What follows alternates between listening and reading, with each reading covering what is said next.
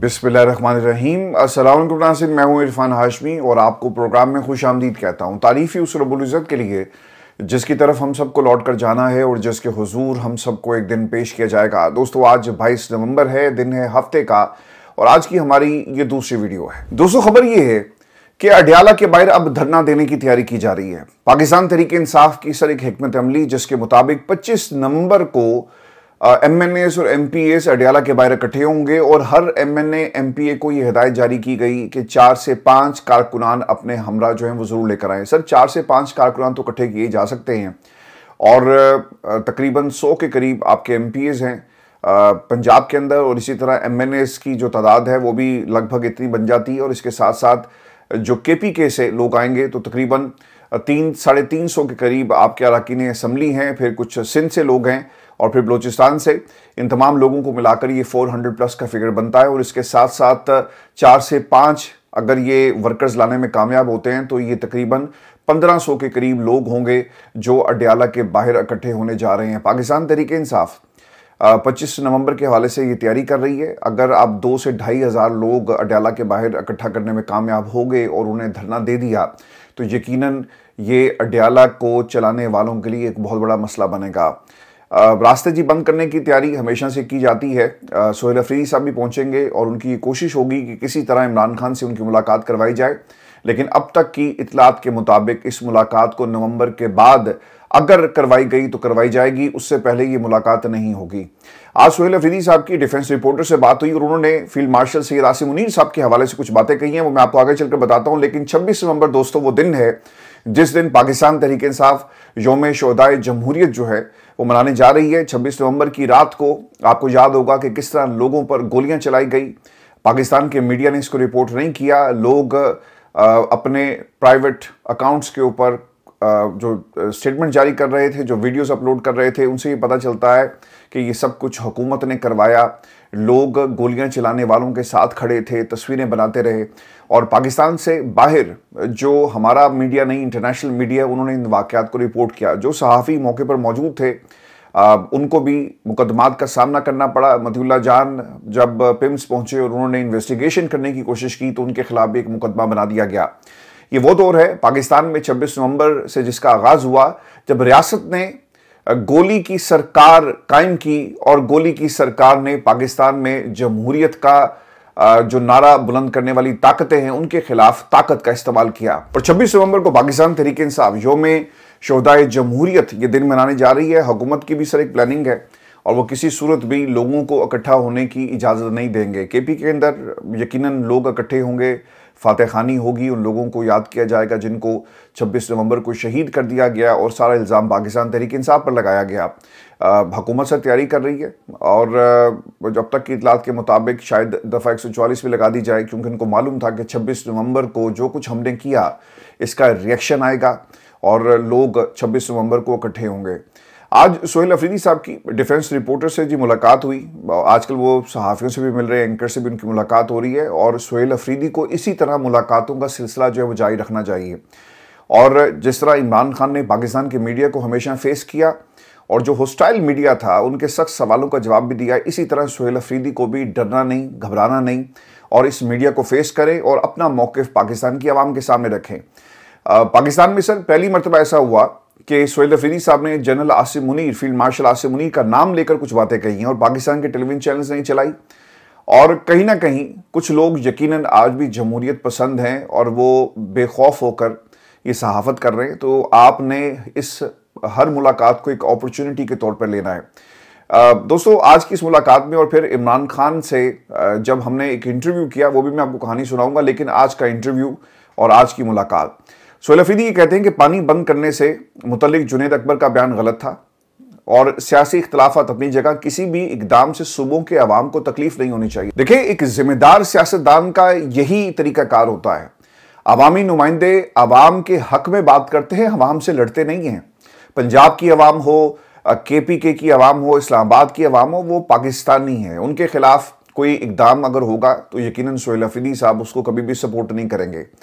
इंसदाद दहशतगर्दी के कवानीन में सुकम ख़त्म करना चाहते हैं। अवाम के साथ एतमाद का फुकदान है, अवाम का एतमाद बहाल होगा तो हम दहशतगर्दी के खिलाफ जंग लड़ेंगे। वफाक को दावत देता हूं कि खैबर पख्तूनख्वा में ऑडिट करें, लेकिन हमारे वाजिबात भी दे। मेरा भाई भी करप्शन में मुलविस हो तो उसे भी सज़ा मिलनी चाहिए। अब सोहेल अफरीदी साहब एक सरप्राइज पैकेज है अब तक उन तमाम लोगों के लिए जो ये समझते थे कि सोहेल अफरीदी जो है वो एक यंग एक वज़ीर आला और यकीनन ना तजर्बाकार और वो गलत फैसले करेगा और कुछ लोगों के बहकावे में आकर गलत फैसले जो उनसे करवाए जाएंगे। लेकिन सोहेल अफरीदी ने अब तक एक सरप्राइज़ दिया है पाकिस्तान में ताकतवरों को भी और पाकिस्तान में इस हुकूमत को चलाने वालों को भी। और वफाक को वो दावत दे रहे हैं कि अगर आप आना चाहें, ऑडिट करना चाहें तो हम हाजिर हैं, लेकिन जो केपी की आवाम का, खैबर पख्तूनख्वा की आवाम का हक है ये उनको ज़रूर दिया जाए।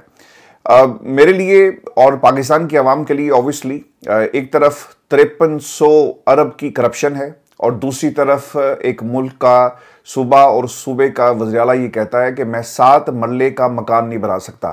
तो सर, जब ये एग्जाम्पल्स पाकिस्तान में आम होंगी और हर सूबे में आपको इसी किस्म के नौजवान नजर आएंगे तो फिर हकीकी तब्दीली पाकिस्तान में आएगी। वो ताकतवरों को उनके मुंह पर बुरा कहने की हिम्मत रखता है। बाज़ लोगों ने ये कोशिश की कि किसी तरह सोहेल अफरीदी से हम पाकिस्तान के खिलाफ कोई बात करवाएं, कोई एक ऐसी स्टेटमेंट निकलवाई जाए जिसे उसके खिलाफ इस्तेमाल किया जाए।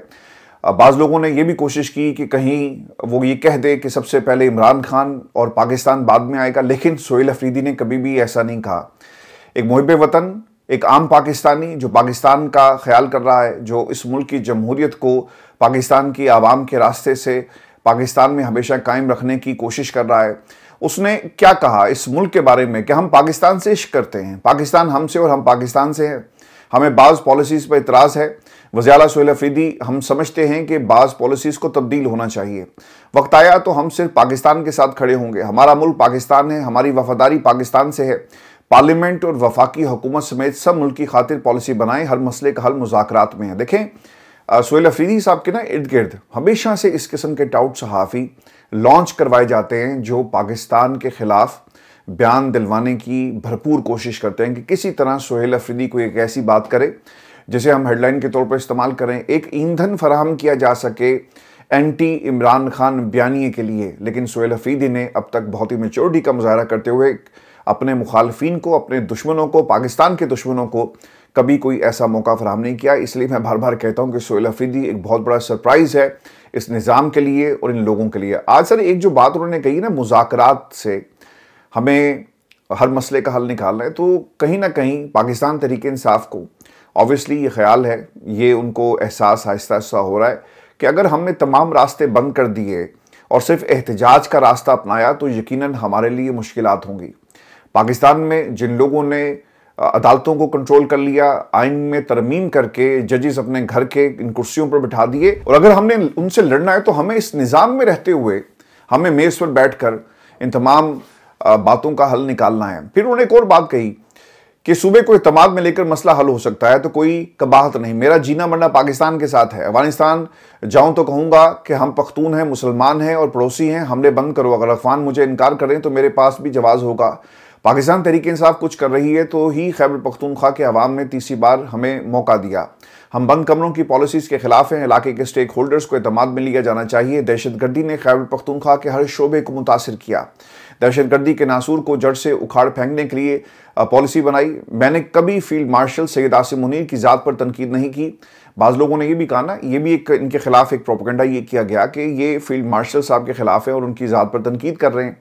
तो आज उन्होंने इस चीज़ को भी क्लियर कर दिया कि हम फील्ड मार्शल सैयद आसिम मुनीर की ज़ात पर तनकीद नहीं कर रहे, हम सिर्फ अमन की खातिर कुछ बातें हैं और कुछ मामलात हैं जिनको हम हमेशा उजागर करते रहे और ये हमेशा होता रहेगा पाकिस्तान की खातिर, पाकिस्तान की आवाम की खातिर। लोगों ने कोशिश की ना कि लड़ाया जाए, ये कोई बयान दे और फिर हम इसको इस्तेमाल करेंगे। देखिए, एक बात आपने याद रखनी है, जब कोई पाकिस्तान में ये बात करता है ना कि बाहर से कुछ लोग बैठकर एक बयानिया बना रहे हैं, तो आपको ये समझने की ज़रूरत है कि आज सोहेल अफरीदी साहब की बातों से हमें ये एहसास हो रहा है कि हालात पाकिस्तान में पीटीआई ने बतौर जमात जो है इसमें आपको एक तब्दीली नज़र आती है। इन बयानात को अगर आप गौर से देखें, और पाकिस्तान तहरीक इंसाफ ये चाहती है कि इस्टेब्लिशमेंट से बातचीत के दरवाजे खुलें जिसमें इमरान खान के लिए कोई ना कोई एक रास्ता निकाला जाए। और दोस्तों, मैं ये समझता हूँ कि पाकिस्तान की इस्टेब्लिशमेंट से आपको बात करनी चाहिए, क्योंकि इस मुल्क में सर इनकलाब नहीं आना है, क्योंकि पाकिस्तान की आवाम जो है वो घरों में अपने बैठी हुई है और वो सुकून की ज़िंदगी गुजार रहे हैं। उन्हें इस मुल्क से, अपने बच्चों के मुस्तकबिल से कोई लेना देना नहीं, कोई सरोकार नहीं। एक शख्स जेल में बैठकर पाकिस्तान के लिए कुर्बानी दे रहा है, 25 करोड़ अवाम के लिए कुर्बानी दे रहा है। आज आप ना अपने दिल पर हाथ रखकर एक सवाल अपने आप से करें, क्या इमरान खान के लिए आसान नहीं है कि वो बाहर आ जाए? आसान है ना कि जनाब ठीक है, आप जाने, आपका मुल्क जाने और मेरी जो है वो जान छुड़ाएं, अब मैं इस अडयाला जेल में एक छोटे से कमरे में नहीं रह सकता। आसान है ना? जिसके बच्चों की बात उससे नहीं करवाई जाती। आप सिर्फ 3 दिन के लिए, 1 हफ्ते के लिए अपने बच्चों से दूर रहकर देखें और उनसे बात ना करें। इमरान खान के बच्चों को पिछले 2-2.5 बरस में अपने वालिद से एक गुफ्तगू करने की इजाज़त नहीं दी गई। कंट्रोल्ड है, हर चीज़ एक पहरे में हो रही है। वो शख्स कहता है कि नहीं, सबसे पहले मेरी कौम और मैं इस निज़ाम के आगे कभी भी सर नहीं झुकाऊंगा। आसान था ना उसके लिए, आज भी वो करे तो किसी ने क्या कहना है। नवाज शरीफ साहब ने कितनी दफ़ा डील की, आज भी वो उस निज़ाम के अंदर बैठे हैं, क्योंकि हम बतौर कौम बेहिस हो चुके हैं। हमारे यहाँ करप्शन करना एक फ़ैशन है, हमारे यहाँ ताकतवरों के साथ चलना एक फ़ैशन है। पाकिस्तान में सर जो ताकतवर होता है ना, सारे उसकी तरफ चलते हैं। तो बतौर कौम हमारी ये अखलाकी पस्ती से कहें या फिर हमने इसी तरह जीना सीख लिया। आसान है ना? नवाज शरीफ साहब भी तो इस निज़ाम में सर्वाइव कर रहे हैं और मरीम नवाज के पास हुकूमत है। आसिफ अली जरदारी ने सारी उम्र इसी तरह गुजार दी। इमरान खान भी रास्ता इख्तियार कर सकता है, लेकिन वो ये रास्ता इख्तियार नहीं कर रहा। क्यों नहीं कर रहा? वो इस कौम के लिए नहीं कर रहा। वो ये समझता है कि पाकिस्तान के अंदर अभी भी जमहूरियत को बचाया जा सकता है और मैं ये जंग ज़रूर जीतूंगा। अब ये आपके ऊपर मुनहसर है कि आप इस रास्ते पे चलते हैं, the right side the history खड़े होंगे, या फिर इन लोगों के साथ खड़े होकर हमेशा के लिए पाकिस्तान की तारीख में गर्क हो जाएंगे। ये आपके ऊपर मुनहसर है। इमरान खान के लिए बहुत आसान है इस पूरी जंग को उनके हवाले करके, हथियार गिराकर डालकर और अपनी आज़ादी का फैसला कर सके, लेकिन वो इस कौम के लिए नहीं कर रहा। आज तहरीक इंसाफ ने सर एक रास्ता निकाला, इस्टेब्लिशमेंट से बात होनी चाहिए, ज़रूर होनी चाहिए, क्योंकि इमरान खान सर जेल में किसी के काम का नहीं है और इमरान खान का बाहर निकलना, इस निज़ाम के अंदर रहकर लड़ना बहुत ही ज़रूरी है। आप देख लें कि उन्होंने मुलाकात रोक दी है, पूरी तहरीक अब मुलाकात पर आकर रुक गई ना। तो मुलाकात अगर हो जाएगी तो फिर आगे क्या होगा? इमरान खान का बाहर आना, कौम को लीड करना, इस निज़ाम के ख़िलाफ़ इस निज़ाम में रहकर लड़ना बहुत ही ज़रूरी है। और सोहेल अफरीदी साहब की आज बातों से लगता है कि वो इस्टेब्लिशमेंट को मेज़ पर बैठकर मुज़ाकरात की दावत दे रहे हैं और वो आने वाले दिनों में पाकिस्तान की इस्टेब्लिशमेंट से लड़ना नहीं चाहते, पाकिस्तान की हुकूमत से नहीं लड़ना चाहते, लेकिन वो कह रहे हैं कि आएँ, बैठें और हमारे साथ जो है मुज़ाकरात करें। और दोस्तों, पाकिस्तान में अब एक नया फैशन चल पड़ा है और ये है जनरल बाजवा पर तनकीद करने का फैशन। तनकीद करने वालों में ज़्यादातर तादाद उन लोगों की है जिन्होंने जनरल बाजवा से डीलें की। पाकिस्तान के अदालती निज़ाम को डंडे के जोर पर इस्तेमाल किया गया। कुछ लोग वज़ीर-ए-आज़म बन गए, उनके ऊपर फ़र्द जुर्म आयद होनी थी, लेकिन जाकर उन्होंने वज़ीर-ए-आज़म का हल्फ उठाया। कुछ लोग मुल्क छोड़कर चले गए। इस मुल्क में जस्टिस अतर मनीला से लेकर बाकिर नजफी जैसे जजेस ने बाऊजी को फ़ायदा पहुँचाया जनरल बाजवा के कहने पर। इनके केसेस को, इनकी सज़ाओं को मुअत्तल कर दिया गया और जब तक सुप्रीम कोर्ट पाकिस्तान में उनकी मर्जी के जजेस नहीं आ गए, इन सज़ाओं को मुअत्तल रखा गया, पेंडिंग कर दिया गया। जनरल बाजवा वो शख्सियत है, यानी ये वो मोहसिन है पाकिस्तान मुस्लिम लीग नून के, जिन्होंने हर वो काम किया एक एक्सटेंशन के लिए जो उनके ओहदे के खिलाफ था, जो उनका ओहदा इस बात की इजाज़त नहीं देता था। लेकिन देखें, वक्त बदला। जो लोग लोगों को फ़ोन करके व्हाट्सएप मैसेजेस पर बताते रहे कि भजन हार गए, बचा लो, आज वही लोग जनरल बाजवा पर तनकीद कर रहे हैं। पाकिस्तान मुस्लिम लीग नून हमेशा ये कोशिश करती रही कि पनामा पेपर्स के पीछे जनरल बाजवा का हाथ था, हमारी हुकूमत को ख़त्म करने के पीछे जनरल बाजवा की एक एक्सटेंशन थी। अगर जनरल बाजवा खामोश रहते तो क्या आप उन्हें मोहसिन पाकिस्तान का दर्जा देते? क्योंकि एक केस पहले से इंटरनेशनली मौजूद था, उसके ऊपर पाकिस्तान की अदालतों ने फैसला दिया। इस पर सर कोई बात नहीं करता। उस करप्शन पर, उस पैसे को पाकिस्तान से बाहर कैसे ले जाया गया, एवनफील्ड अपार्टमेंट्स कैसे बनाए गए, और आज भी कौम इंतज़ार कर रही है उस मनी ट्रेल का, जिसको आपने बहुत पहले पार्लियामेंट के फ्लोर पर कहा कि ये वो ज़राए, लेकिन वो ज़राए आज तक पाकिस्तान की अवाम को नज़र नहीं आए। तो जनरल बाजवा इनके मोहसिन थे, लेकिन किसी न किसी तरह इनको हमेशा तनकीद की जाती है इनके ऊपर, लेकिन केस नहीं चलता।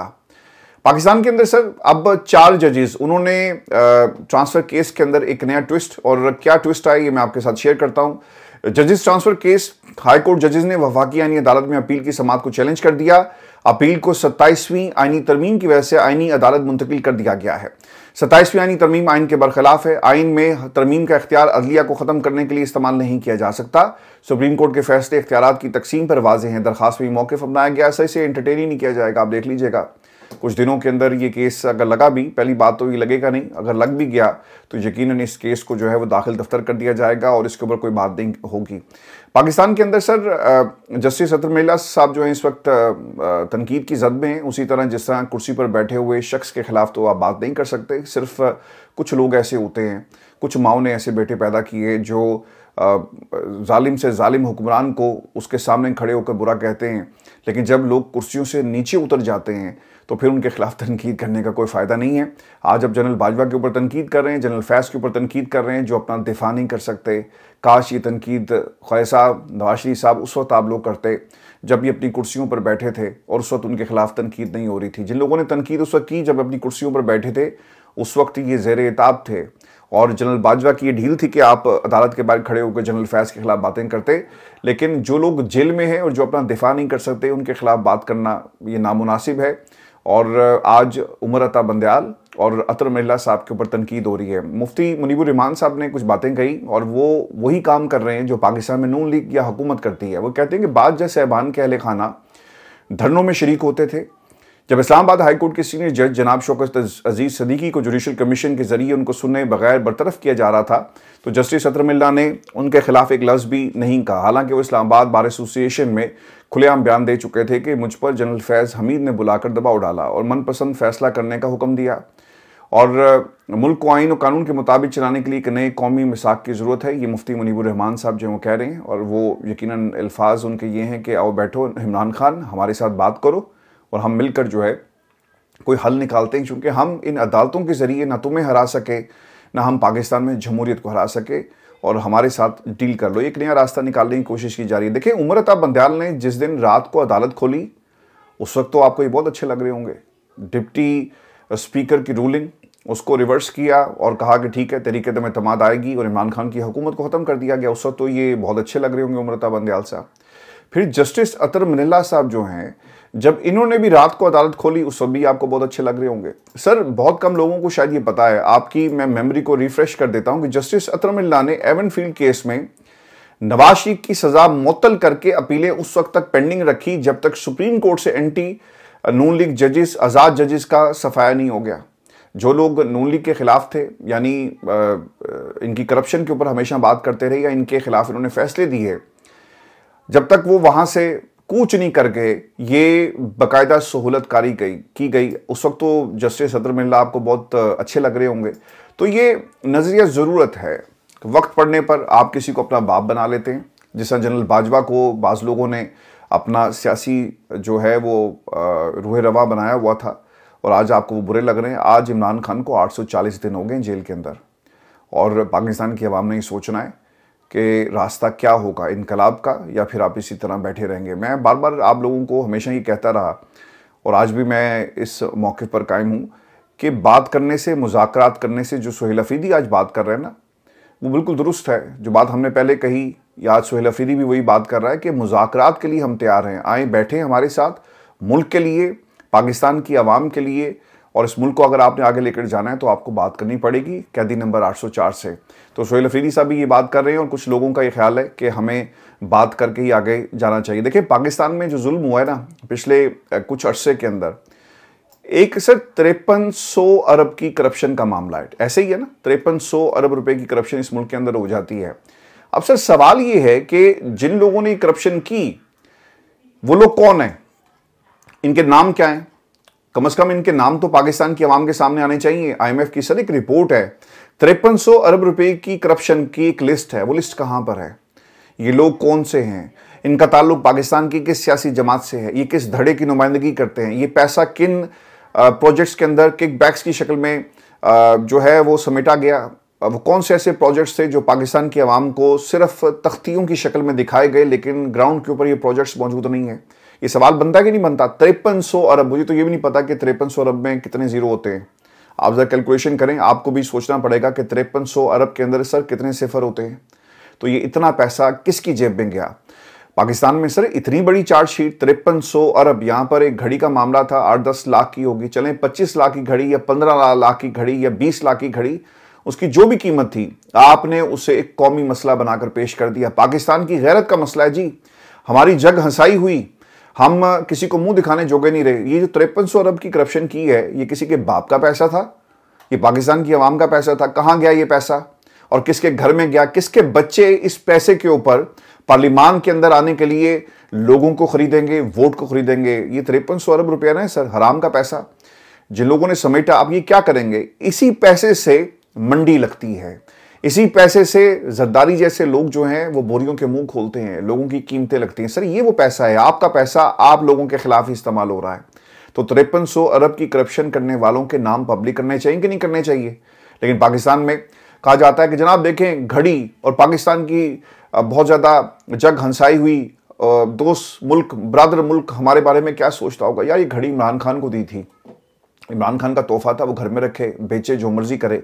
लेकिन ये मसला इस वक्त पाकिस्तान की सालमियत का मसला बना हुआ है। लेकिन जिन्हें 5300 अरब की करप्शन की, उनके हवाले से कोई बात नहीं होगी। दोस्तों, एक चीनी माफिया पाकिस्तान के को खा गया और दूसरी तरफ महंगाई जो है वो आसमान से बातें करी, और नए अदाद-ओ-शुमार के मुताबिक महंगाई में मजीद इजाफा हुआ है जी। मुल्क भर में गुज़श्ता हफ्ते 16 अशाए ज़रूरिया की कीमतों में इजाफा हुआ। टमाटर की कीमत में सबसे ज़्यादा 57.3% इजाफा रिकॉर्ड किया गया। इदारा शुमारियात की रिपोर्ट जो है वो जारी कर दी गई है। लेकिन पाकिस्तान के अंदर मरीम सरकार के इश्तिहारात और सरकार के इश्तिहारात जो हैं वो पाकिस्तान की आवाम के पैसे से, अब ये 5300 अरब रुपया जो है जिसका गबन और जो पैसा आज आवाम को नहीं मिल रहा, खबर ये भी आ रही है कि लोगों को कार्ड दिए जा रहे हैं, कुछ पैसा दे दिया जाता है, बाकी पैसा जो है वो एक कार्ड की शक्ल में एटीएम कार्ड उनको दे करके कहा जाता है कि अगर पैसा आना हुआ तो इस कार्ड के अंदर आ जाएगा। तो ये एक नया तरीका जो है वो पाकिस्तान में ईजाद किया गया। व्यूअर्स, आपको ये खबर भी दें कि जो हमाद अजहर साहब हैं इलेक्शन के हवाले से, और फिर तहरीक इंसाफ ने कुछ SOPs जारी किए हैं। ये इलेक्शन के हवाले से ये क्या है, ये मैं आपके साथ शेयर करता हूँ। और इलेक्शन हदायत जो PTI की तरफ से दी गई कि एक तो जी NA 129 के तमाम पोलिंग एजेंट्स और कारकुनान के लिए अहम हदायत, सुबह इलेक्शन मटीरियल की बोरियां खोली जाएं तो खाली फॉर्म 4546 इस पर मौजूद हों और आपको दिखाए जाएंगे। सबसे ज़रूरी है पोलिंग के दौरान और गिनती के वक्त आपका मौजूद होना ज़रूरी है। पोलिंग के डब्बे किसी भी वक्त आंख से ओझल ना हो और गिनती के मुताबिक फॉर्म 45 लेना आपका आईनी हक है। वो नहीं देंगे सर, आप फिर क्या कर लेंगे? उन्होंने पहले भी किया, दोबारा वो करेंगे। कोई भी अमला इसकी खिलाफ वर्जी करे तो वो सख्त कानूनी सज़ा का मुस्तहिक बनेगा। बाहर कैंप पर मौजूद तमाम कारकुन पोलिंग ख़त्म होने के बाद वहाँ पर ही मौजूद रहेंगे और पोलिंग रिजाइडिंग अफसर का पुरअमन तरीके से पीछा करेंगे, रिटर्निंग अफसर तक के दफ्तर पर पहुँचेंगे। अब होगा क्या है, दफ्तर पहले डब्बे तैयार कर लिए गए। देखें, हुकूमत के लिए इलेक्शन कमीशन जब उनके साथ है, बैलेट पेपर्स छापना कोई मुश्किल काम है? कोई मुश्किल काम नहीं है। बैलेट पेपर्स पहले से ही डब्बे तैयार किए गए होंगे, उनमें ठप्पे लगाकर आप बंद कर दें, कोई मुश्किल काम है? कोई मुश्किल काम नहीं है। तो सर ये इलेक्शन जो है ना, ये सिर्फ मजाक है। और मटेरियल पहले या खुले, बाद में खुले, बोरियां बंद करें, जो मर्जी कर लें, उन्होंने धांधली करनी है। और आप देखिएगा कि ये नशिस्तें पाकिस्तान की हुकूमत जो है वो लेने में कामयाब हो जाएगी। मुझे कोई ज़्यादा उम्मीद नज़र नहीं आती। मैं भी आपको ये भी खबर दूँ कि जो आसिफ अली जरदारी साहब हैं वो नाराज़ हैं सरफराज भुगटी साहब से, और बताया जाता है कि वो दुबई गए और वहाँ पर उन्होंने टाइम लेने की कोशिश की, लेकिन आसिफ अली जरदारी साहब ने उनसे मिलने से इनकार कर दिया और शायद उनकी हुकूमत को जो है तब्दील बहुत जल्दी कर दिया जाएगा। आपको फिर से ये खबर भी दें, और इस खबर का ताल्लुक जो है वो वकला कन्वेंशन से है, जहाँ पर बिजली को मुअत्तल कर दिया गया। कराची में 27वीं तरमीम के खिलाफ सिंध हाई कोर्ट के वकला इकट्ठे हुए और बिजली एकदम से चली जाती है। तो अब इनका ये ख्याल है कि बिजली बंद करने से ये तहरीक जो है बंद हो जाएगी। वकला सर निकले, बड़ी हिम्मत उन्होंने की और इनको क्रेडिट जाता है। कम से कम वो लोग जो नहीं निकल रहे उनके लिए इन्होंने एक रास्ता जो है वो ओपन कर दिया, और दावत का ये रास्ता है कि आप भी निकलें और पाकिस्तान में इस आइन को, इस मुल्क को, हमारे बच्चों के लिए बचा लें। दोस्तों, अपना ख्याल रखें। आपसे अगली वीडियो में फिर मुलाकात होगी। इजाज़त दीजिए, अल्लाह ने के बाद।